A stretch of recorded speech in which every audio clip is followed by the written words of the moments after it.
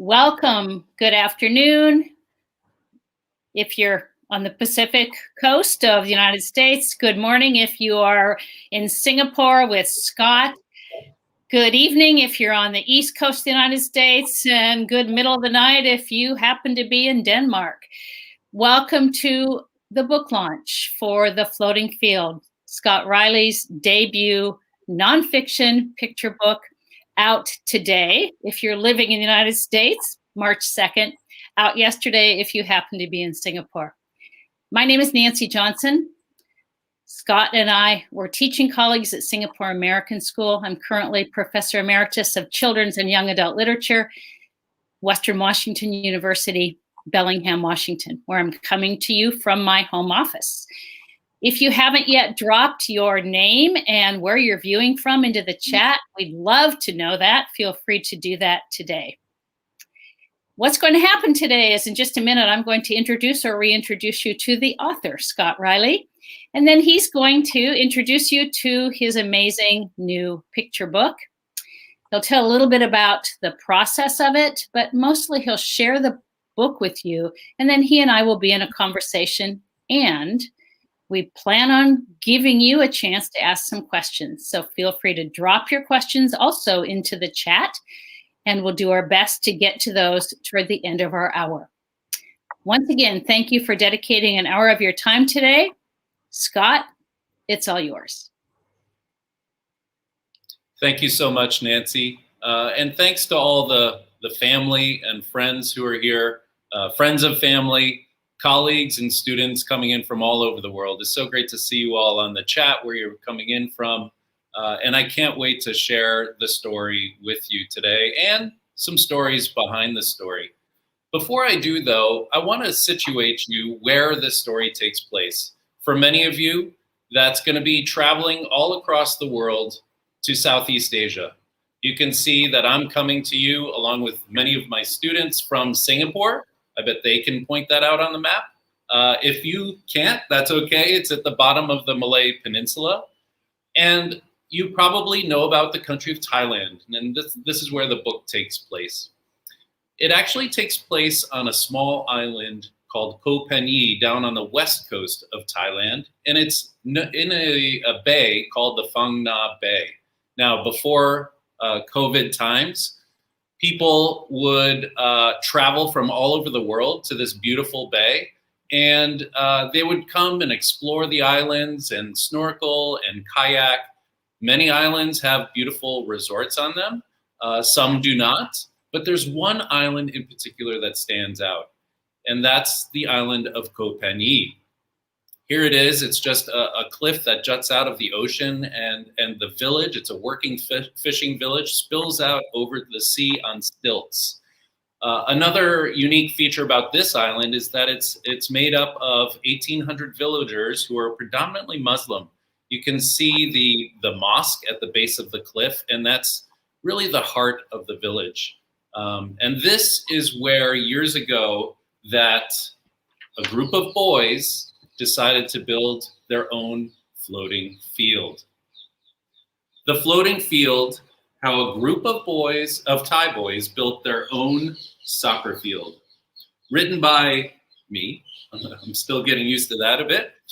Illustrated by the amazing Nguyen, Quang, and Lien. Published by Millbrook Press. What's most important is that anything is possible. And as a community or team, you can overcome incredibly impossible odds. Prasit Hemin, founding member of the Phangan Football Club. Koh Phangan, Thailand, 1986. Prasit Hemin lived in a village on stilts. Prasit woke early each morning before school to help his father. Together they loaded the longboat with nets, while his mother brewed coffee and sliced jackfruit in the kitchen. Like many villagers, Prasit's father spent his days fishing for groupers and prawns. He spent his nights tying nets and dreaming of the next day's catch. But Prasit dreamed of things other than fish. And last night, the moon had been full. Prasit's father revved the boat's motor and headed out to sea. Prosit waved, then raced along the raised walkways to Uncle's coffee shop. The others were already there. Uncle welcomed Prosit and his friends with plates of fried dough. Between sugary bites, the boys made important decisions. Who will carry the poles? Who's on which team? Who gets to kick off first? Above them, the full moon had set, and the sun was rising. Below them, the tides were already shifting. The moment school ended, the boys rushed to the pier. The tide was finally out, and a sandbar glistened in the distance. The boys jumped into a boat and paddled furiously. Prosit and his friends planted the poles and got into position. With the ball in play, they dug in their toes and chased it across hard-packed ripples of sand. They weaved in between other players to get open. And when they got close, they took a shot. Goal. Back and forth, the boys played as longboats returned from the sea, full of fathers and fish. Waves soon crept in. The field narrowed. In minutes, the sandbar disappeared, and the game was over. Prosit and his friends drifted back to the pier, their laughter echoing off the cliff. With the sandbar gone, the boys could only dream about playing until the tides were low enough once more. But this month, the boys could still watch the game they loved. The World Cup was on, and teams from across the globe were playing in a far-off place called Mexico. At Uncle's coffee shop, the boys huddled around the television, the only one on the island. One day, after cheering for a team that came back from behind, someone suggested they form their own team. Everyone agreed, but a real soccer team needed a real field. Prosit looked out to where the sandbar lay hidden under the sea. He thought about their floating village built from nothing but wooden planks and metal roofs. We could make our own field, he offered. The boys nodded in agreement. And the next day, that's what the boys set out to do.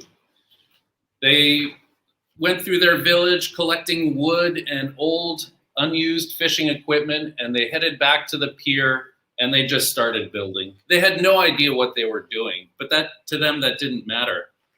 They just kept building. Some days villagers would walk by and shake their heads and doubt the boys, but the boys didn't listen. They kept on working until one day their floating field was complete. Soon after that, the boys decided to sign up for a tournament on the mainland. And that day, they played in the tournament as the Koh Phangan Football Club. So I'm going to bring Nancy back in. So that's the story. And that's an amazing story about some big dreams. So Scott, I want to go back. This story and this book started years ago. I'm curious, could you talk to us about what was the kernel of the idea, the spark of inspiration that turned into this book? Yeah, it's 4 years since it started, and living in Southeast Asia for such a long time, I'm always on the lookout for interesting people and places in the area. And before the pandemic, I've been fortunate enough to travel and meet them and see these places. And it was back in 2017 where I came across an article about the boys and their field and this place called Koh Phangan. And I was just immediately taken by it. I've always loved history and culture, and I've traveled most of my life. And it just grabs me to want to know more. I just get deeply curious about it. And this story just amazed me, how these group of boys could do something seemingly impossible. Immediately, I hit the internet and researched as much as I could. I read articles and found it in travel books. I looked online for videos featuring it and found even a Thai bank commercial that recreated the story to commemorate the boys, really. So I just immersed myself into research all about the story. I'm going to piggyback on that then, that research. Those of us who write know how important for nonfiction research is. Could you talk about the kinds of research you did in addition to internet research and that bank commercial research? Yeah, I just, for me, the research is the fun part. It's a lot like, doing a puzzle where you have pieces that you're trying to put together and make sense of the big picture. So many times the pieces fit well together, and sometimes they don't. You may find conflicting information, or sometimes you have lost pieces. You don't know what that might look like, and that's what happened with this story. I was able to find through my internet research how the moon cycles created that sandbar for the boys to play twice a month. I found out that it was the World Cup that really inspired the boys to start building. And then I kept coming across this name, Prosit, where he was a player on that team, and then eventually he became a coach. But I still wondered, was the field still there? Were any of the boys still there?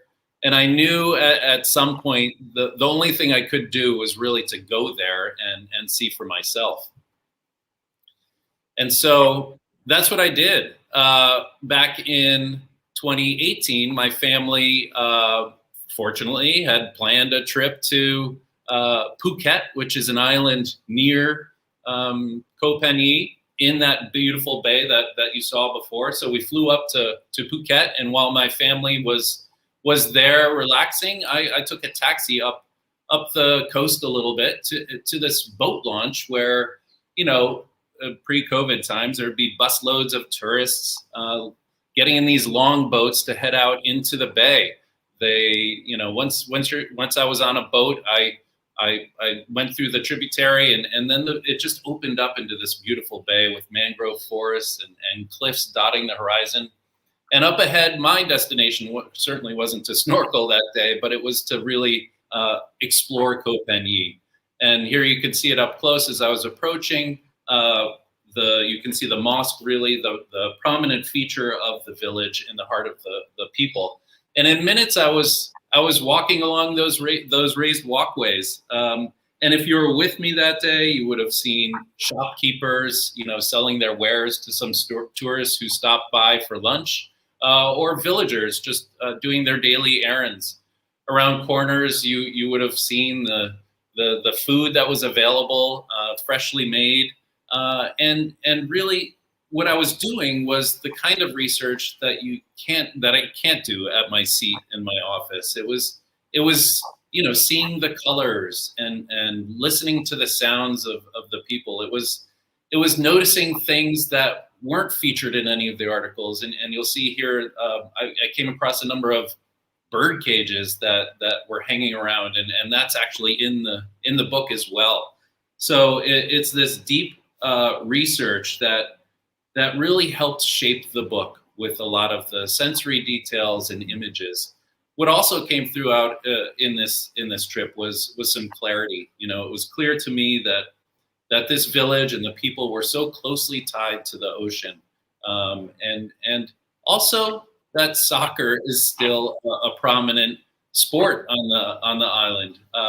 This isn't the floating field. This is a concrete platform right next to the school that exists today. And this on the afternoon I was there, I headed out here in the afternoon after all the fathers came in from fishing and after the tourists left. It's a really quiet village once the day is starting to set.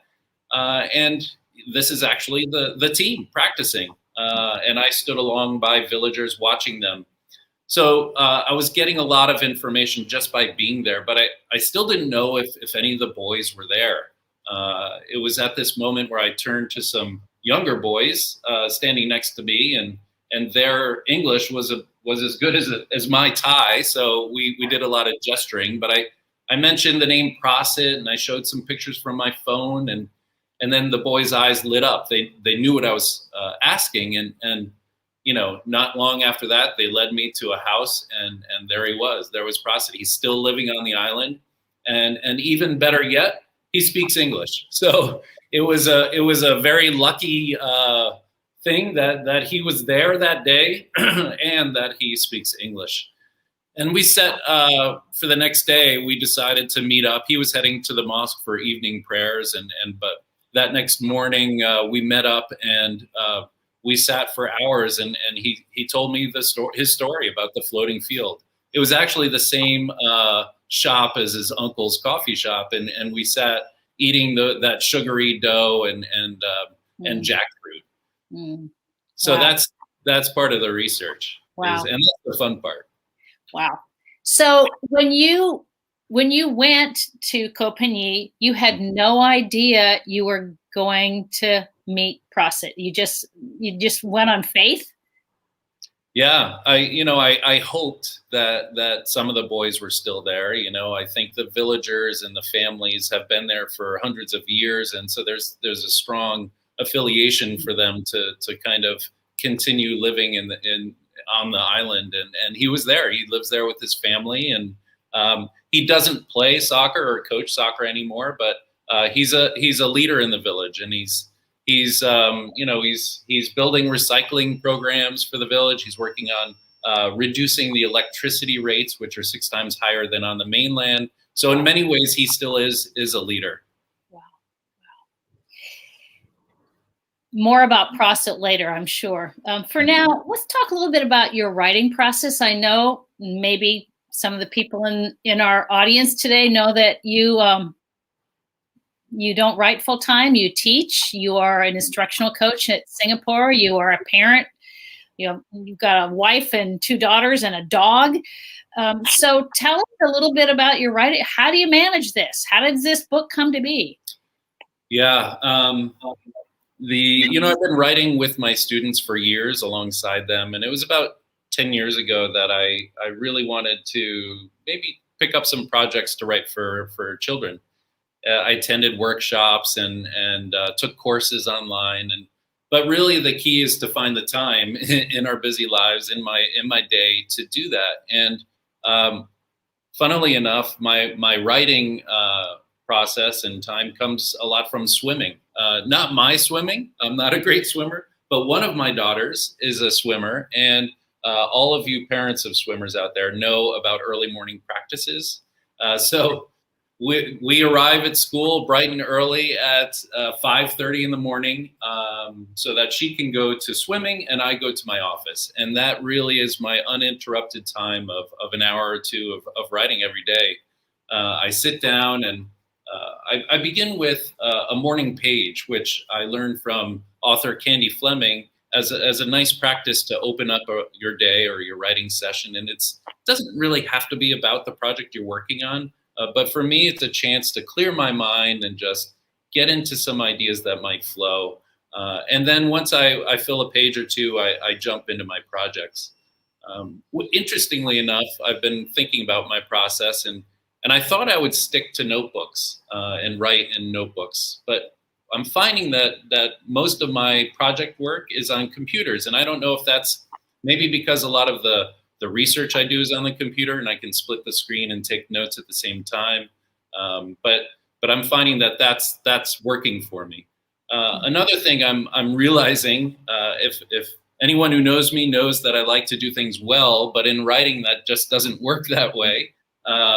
It's being comfortable with being messy and not having it come out right at first. And I've learned to embrace that, and I've learned to let the process kind of guide my writing. And some days I come out with amazing ideas, and other days I don't. But I know that it's the continual day-to-day writing and practice that leads me to it.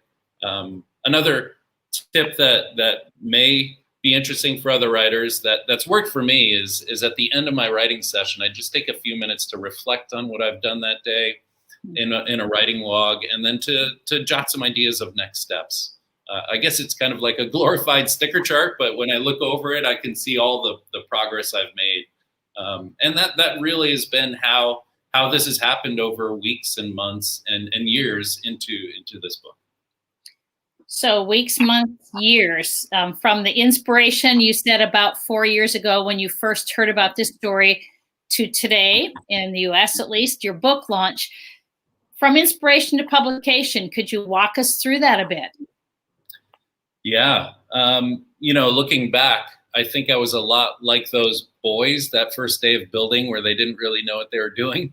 I think that was me. I had this idea, I had a draft of sorts, but I didn't know how to go about the next steps.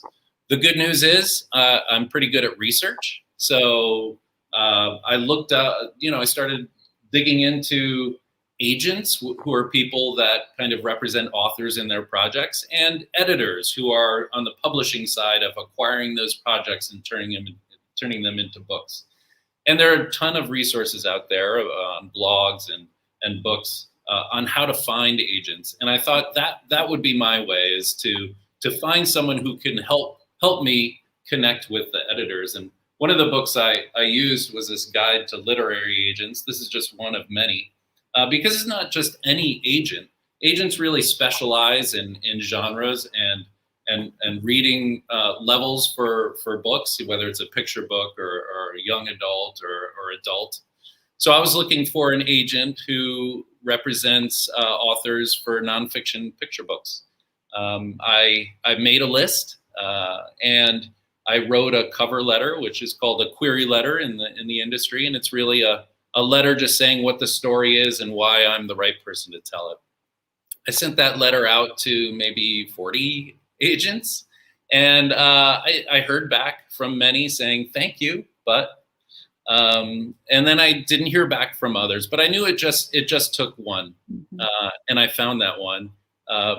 Clelia Gore from Martin Literary Management wrote to me and said she'd like to talk, and so we talked, and it seemed like a perfect fit. After months of working with Clelia, she then sent it out to some select publishing houses, and we were so thrilled that Carol Hinz from Lerner Books was interested in this story. Now, Carol is the editorial director of Millbrook Press and Carol Hoda Books, and I had known Carol and her books for years. I've used them in my classes with students. I've used them in workshops with other teachers, and I couldn't pick a better editor to make this story come to life. And I just knew we were in good hands at that point. So once you have an editor and you sign some kind of a contract, I know a little bit about the picture book world, and quite often what I know is that, especially if you're a debut author, unless you are creating your own illustrations, you turn that over to your editor or the publisher to make that decision. Could you talk about the illustrations in this book and how that came to be? Yeah, that was another amazing, perfectly aligned, the stars aligned moment. I think Carol was wonderful in helping me continue to refine the manuscript. And then a few weeks and months later, she shared some possible illustrator ideas. She sent me a short list. They looked fabulous. And then she came across this duo out of Vietnam who are just fabulous. And they ended up being the illustrators for this book. They go under the pen name Ka, or Kaa. I wish I could go visit them. They're not that far from me in Singapore. But I have been able to connect with them after or while the book was being made. And I told them that I was doing this event, and they graciously made a video for us to watch, just so we can see a bit of who they are and what their process is. And so I'd like to share that with you. Now, as I get it set up, just know that they're speaking in Vietnamese, so that you're going to read some subtitles while you're viewing. So with that, let me begin their video. Xin chào, tôi là Huỳnh Kim Liên. Tôi là Phùng Nguyên Quang. Chúng tôi là bộ đội họa sĩ làm việc với bút gia Lê Kha. Chúng tôi là người minh họa cho cuốn sách The Floating Field của tác giả Scott Rand. Chúng tôi nhận được đề nghị thực hiện cuốn sách này từ tác giả qua Asian của chúng tôi là Illustrators ở Anh. Tôi nghĩ có thể là tác phẩm trước đó của chúng tôi về Việt Nam có không khí rất tương đồng với Thái Lan mà tác giả muốn hướng đến. Thái Lan cũng là một đất nước rất là gần gũi cả về mặt địa lý, văn hóa và tính cách con người. Cho nên chúng tôi Okay. I realize there are no subtitles, so I apologize for that. Let me find the one with subtitles so that we can get it going. While you're doing that, Scott, I'm just going to remind folks that if you do have any questions that Scott hasn't answered yet, you can drop those in the chat. I'll be monitoring the chat, and we'll leave some time at the end to answer some of your questions as well. And otherwise, Scott's going to translate for us. I might end up doing that.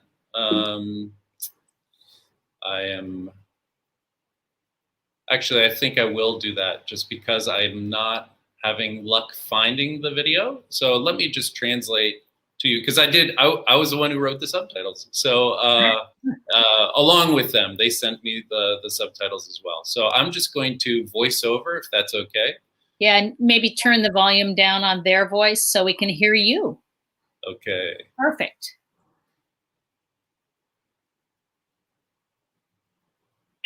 Xin chào. Xin chào, tôi là Huỳnh Kim Lien. Tôi là Phùng Nguyên Quang. They're there. Tôi là bộ đội họa sĩ, làm việc với bức tranh lệch Kha. No, they're not there. Okay. Cho cuốn sách okay, so here they are, and they're talking about how they acquired the story from their agent, and they are out of Vietnam. They live in Ho Chi Minh City under the pen name KAA, or Ka Illustration. And they were very excited about this book. Their first picture book, called My First Journey, took place in Vietnam. And so they're bringing, again, the images of Southeast Asia to us. And here's a bit about their research. They looked at videos, they looked at the photos that I sent them, and they're really getting a sense of the setting. And you can see all that research of the pictures and the images. And Quang first sketches. He thinks of the characters. He really frames the story with his sketches. And you can see he's quite amazing at movement, capturing the boys playing soccer. And really, he's just, again, developing the different characters in the story, and how the images might support the text, and how the text might influence some of the images.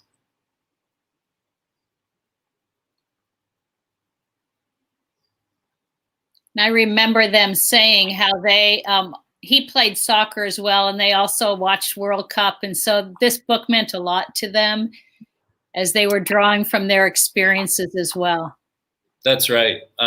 He then takes the sketches and puts them on a light board and uses ink over it to really get the lines sharp and nice. You're right, Nancy. He did talk a lot about how his own memories influenced some of the images, about how he used to play on sand. And he would try and make the characters as lively as possible, as realistic as possible. And then Lien would then take those images and use digital coloring, as you can see here. She talked a lot about the colors of Southeast Asia, how the sun is brighter, how the sea is bluer, and how it really has an effect on the colors of clothing and skin and architecture and even landscape. It's just a beautiful thing to see these images come to life. She also talked about how, as kids in Vietnam, not just them, but many Vietnamese love soccer, and how they stayed up late to watch the World Cup as well. So it's so great to see their own experiences influence their artwork. And then they just finish up by thanking us, and here's how you can reach them, by going to KAA Illustration. They have some wonderful images. They have amazing projects coming out, and I encourage you all to go visit them online. So apologies for the sound. It's really wonderful to hear them in Vietnamese speak about their process, but hopefully those images were really interesting for you to look at. Thanks, Scott. Yeah. Wow. So I'm curious for you, do you have any favorite images in the book? I do. I really do. You know, there's so many. What I love is like many of the pages are double page spreads, which is really unique, I think, in picture books. Perhaps the one that stands out for me is when we first see the floating field, and I talked a little bit about color and movement from the illustrators. Another thing that really stands out is perspective. It's just gorgeous, this bird's eye view of seeing the boys, you know, nearly finished with their field. And I think on this page, I think my favorite character is this one here, who's just so thrilled. You know, he's either tired and exhausted or just can't wait because he knows he could play soccer whenever he can. And could you point out Prosit for us in the book? Yeah, that's a fun thing that I think readers will enjoy tracking across the text are the different characters. And for the most part, they have the same clothing on. Prosit is here in the red and white, and you may have remembered that from the first page where we see him with his father. But even some of here he is with his father in the first page in the same clothing. But what I love what the illustrators did was they had them even play similar positions. You'll notice the goalie here ends up being the goalie on the tournament. So that's a lot of fun. I think kids will really enjoy tracking, and maybe they'll pick their favorite character. I don't know. So we've had a question. Somebody asked about they know the book, and they said the book has some interesting back matter. And the question was, could you talk about the back matter and how it came to be, the intention, and then how it came to be? Maybe show us that. Yeah. So for those who are newer to picture books, back matter is a few pages after the story is told that provides additional information about the story, about how it came to be. And you can see here the first page, I have an author's note that talks about just soccer in general and how it's a world favorite in terms of sports. And then I talk a little bit about how I got to know the story, and we included some pictures from my trips there. There's that map that I showed you just to situate perhaps people that aren't so familiar with Southeast Asia, where this story takes place. And I worked with Carol to really get Prosit's voice in here. And so I might share a little bit later of Prosit's perspective. We really wanted that to happen.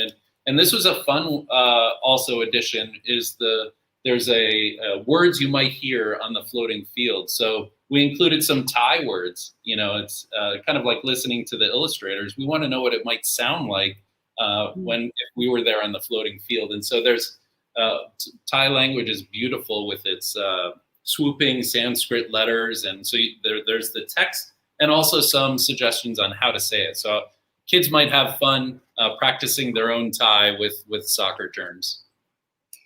Another question. Somebody wondered what was a challenging part of this story?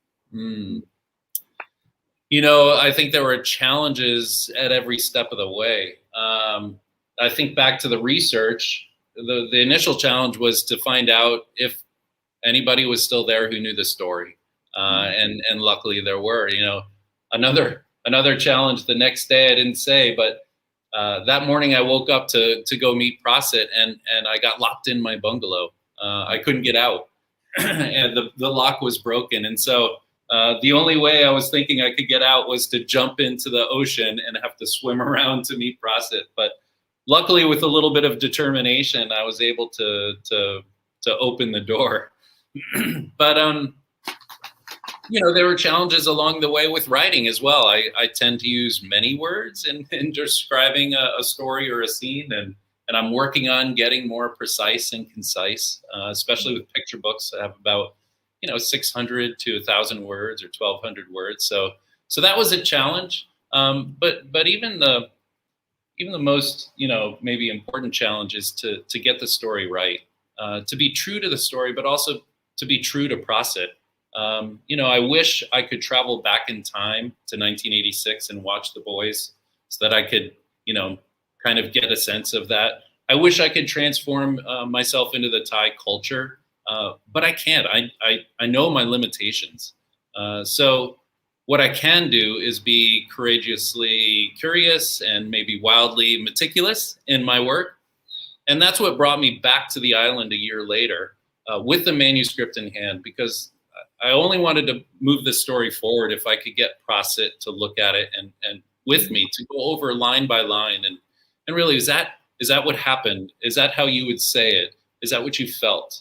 And so with that and with his words in the back, you know, I feel like we were as true to the story as we could be. And I know this is one version of many of this story that's out there. So a question came in and wondered if you found out what happens. The kids are playing soccer, the field floats. What if the ball goes into the water? Well, depends on who kicks it, right? So usually it was the kicker that went in to get their own ball, which, you know, if you think about it, that might make them play a little bit better, won't it? I guess so. Did they, the difference, you know, this book was 35, or the story is 35 years old, and you saw the kids playing today.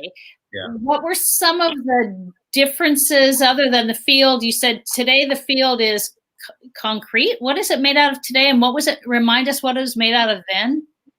So back then it was just wooden planks, old used wood that were hammered together, and they were sitting on top of, you know, styrofoam. And there are fish farms around the island as well. So I would imagine some of the materials being similar to that. So it was rickety. Today they have that big concrete platform that's you know, above the water on stilts. You know, I think about the players today and the players then. I don't know if it's much different. I mean, you know, you watch kids playing a sport they love, that may be timeless, right?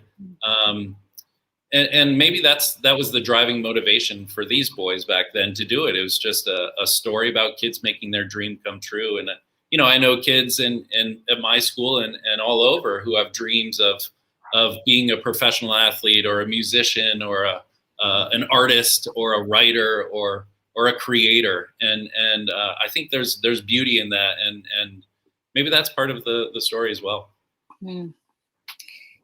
Another question. Somebody wondered if you know whether the Thai population tends to be as gaga over soccer as we tend to be, or at least where many of us live in the Pacific Northwest. Soccer is king. Is that just on the floating field where the floating field took place, or is that in Thailand? From what I know, it's all over Thailand and even many parts of Southeast Asia and the world. I think soccer is the sport.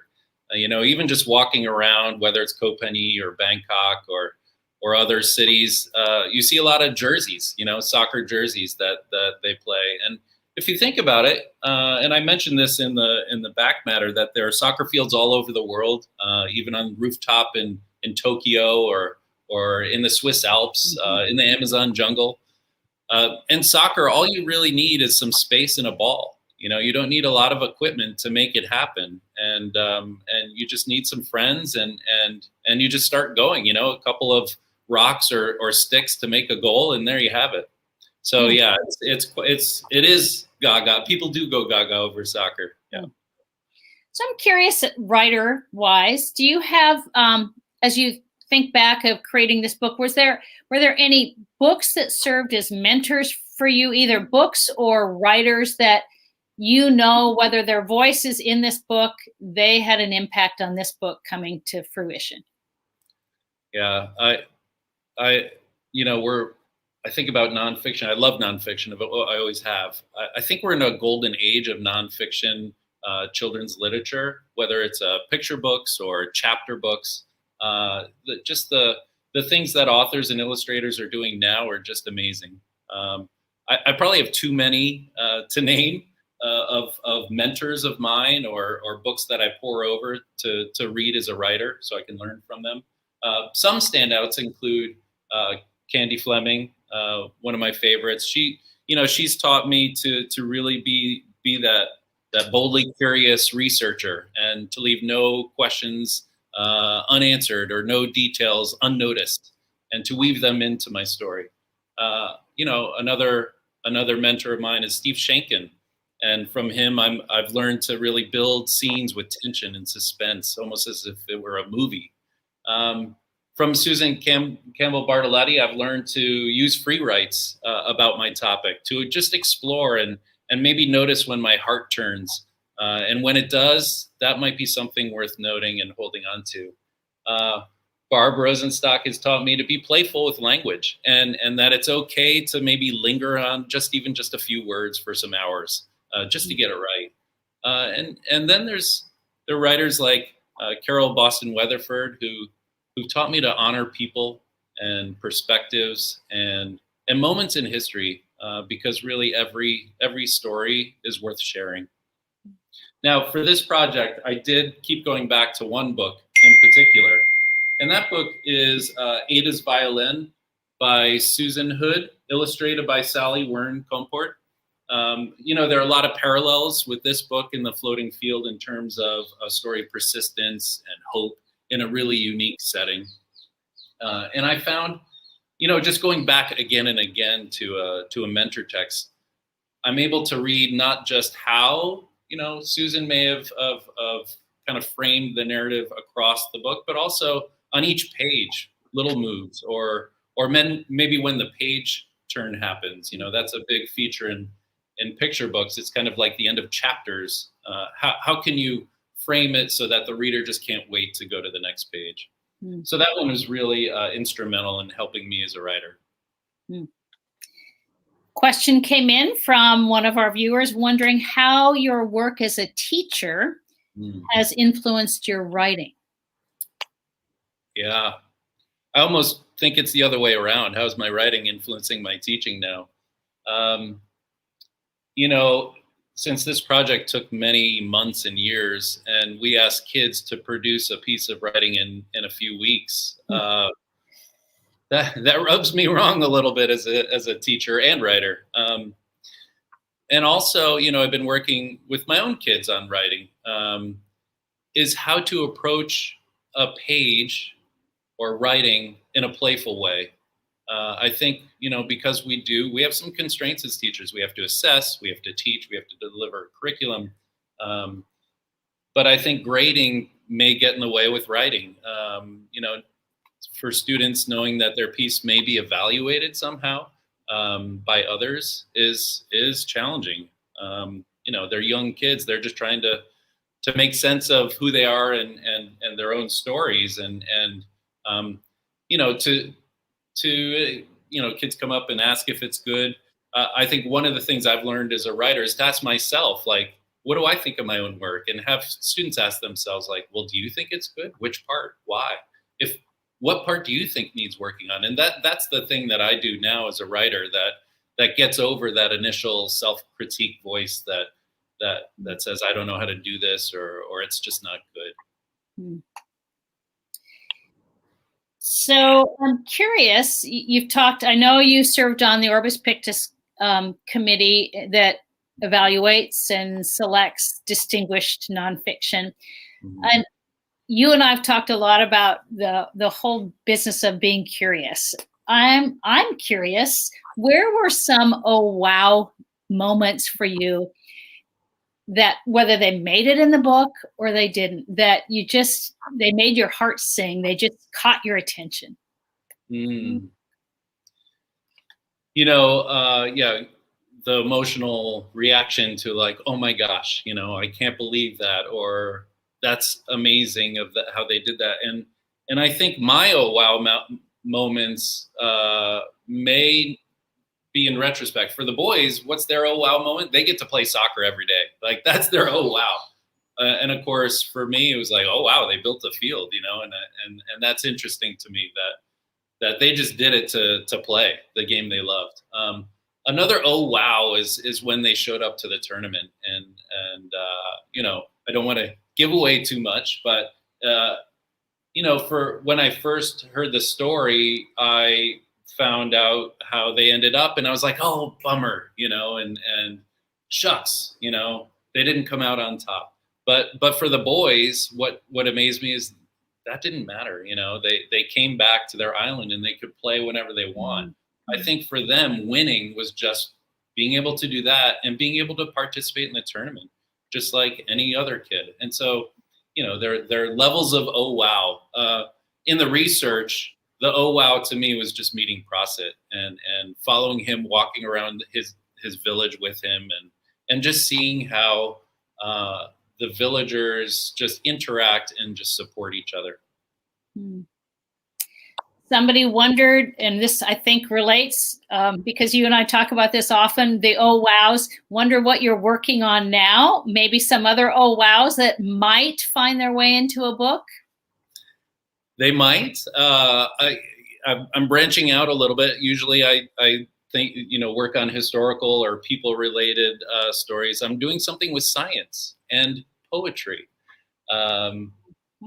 There's a wonderful science called biomimicry, where humans are inspired by things in nature and how nature does things in such seamless ways. And I'm trying to do that with some poetry to describe some of those things. So stay tuned. Hopefully there may be something. Who knows? But that's what's been on my mind a lot recently. Another one of our viewers wondered if you had audience in mind while you were writing, and who do you imagine might be an ideal audience for this book? It's interesting, especially with picture books and audience. I think some people think they're just for a certain age group. I use picture books in my middle school classrooms. I know high school teachers who use them in their high school classrooms. I know adults enjoy reading picture books just because they tell stories in such compelling ways. So while perhaps maybe very young readers might be challenged to understand where this story takes place or what happens, I definitely think elementary on up would really enjoy the story. I didn't really have an audience in mind. I just wanted to tell an interesting story. So yeah, I hope older readers might be interested in this book, or teachers might find it useful in their classrooms at all ages. So I'm curious about, you and I were talking about how many times you visited and you wish you could go back. Yeah. What has been the impact, do you know, of the COVID pandemic on the island and on Prasit's family? And yeah. I've been in touch with Prasit along the way. And, let me just put back up the image of, there's the current floating field. But you can see, here we are back on the map, and here's a one tour company's itinerary that they used to do. Out of Phuket, they would load up the boats and go snorkeling and kayaking, and then stop at Koh Phangan. And this is just one of many, perhaps hundreds of tour groups. And so what they would do at Koh Phangan, there are these restaurants along this side of the island with the blue and red roofs, and the boats would pull up, and really just big restaurants would service these tourists. And of course that would help the local people. Well, now those tourists aren't there. And so the people aren't getting that income. Luckily, they're still able to fish and have some, subsistence through that. But Prasit is actually organizing donations. You can see here, he's got some essentials for people in the village, some cooking oil and rice. And it's an ongoing, as this is a prolonged pandemic, this is just ongoing. I'm hoping to participate. In fact, I'm happy to share with you that for the month of March, for every book sold of the floating field, I will be donating $1 to the people of Koh Phangan so that they can, continue getting that food that they need. And in fact, Ramadan is coming up next month, and so they'll be busy preparing for celebrations for that. So I hope some of that goes towards it as well. Mm-hmm. So what has been the impact of this book on your family?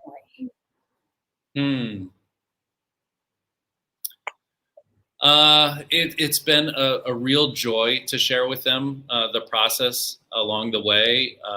It's been great to get feedback from them along the way. I think my mom and dad are maybe the proudest parents today. I know they're watching. In fact, I give them a little dedication in the back.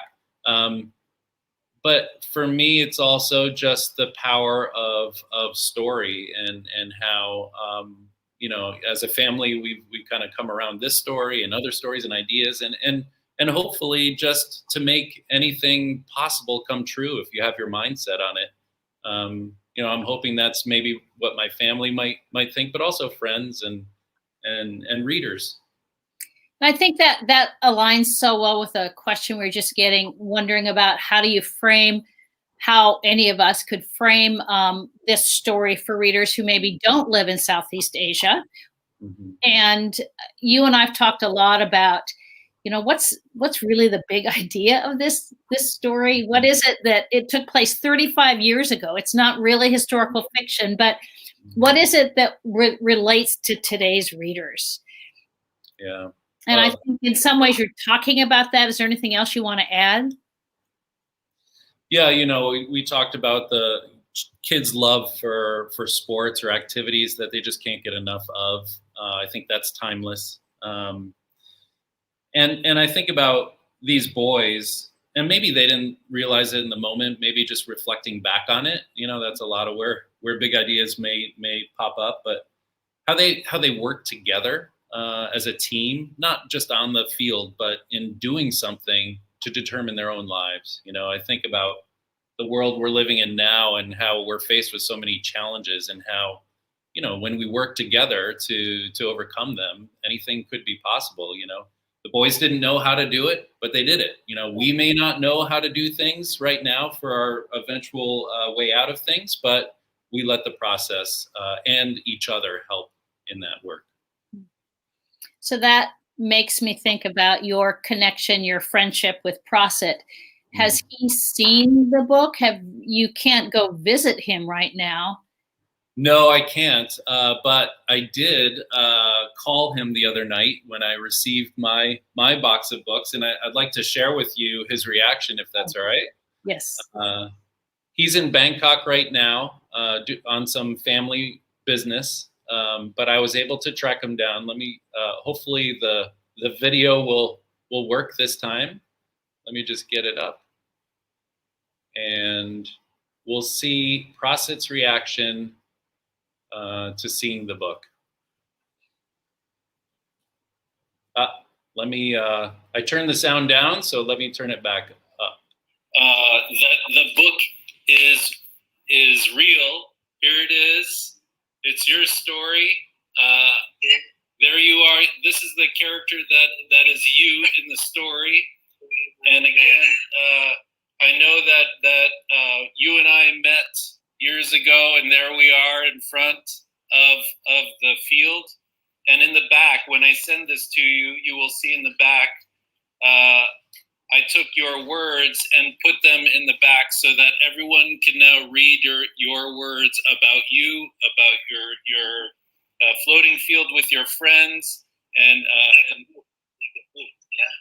so I'm gonna send you some copies of the book, and I can't wait for it to get to you. But thank you, Prasit, for sharing the story with me and with the world. I think a lot of readers are gonna fall in love with Koh Phangan, with you and your friends, and what you did there so many years ago. Thank you so much. Okay, see you, Prasit. Bye. Bye. So I hope to see Prasit when I can travel, and maybe I'll just finish up with a few words from Prasit, if that's okay. This is from the back under Prasit's perspective. My friends and I played on a sandbar near the mangrove forest during the spring tides every month. In 1986, we built the floating field. We kept playing to have fun and to prove to people outside that we could be good players. That year, we participated in the league tournament where we earned third place. Years later, the Penny Football Club won the provincial, regional, and national championships. My son was a player on that team. Now all of Thailand knows about Koh Phen Yi and its players, and so do you. And now, so do we. Scott Riley, I have my champagne here. I've got my coffee. It's 8 in the morning. Yeah, well, never too early. You don't know me very well, do you? I raise a glass to you, to your wonderful agent who's with us today, to your editor, to the readers out there, to your parents, and to Prosit for this stunning story. Cheers. Here's to you. And maybe what I really should say is goal. Buy your book, folks. You won't regret it. Thank you so much, Nancy, and thank you everybody for attending. Thank you. Bye-bye.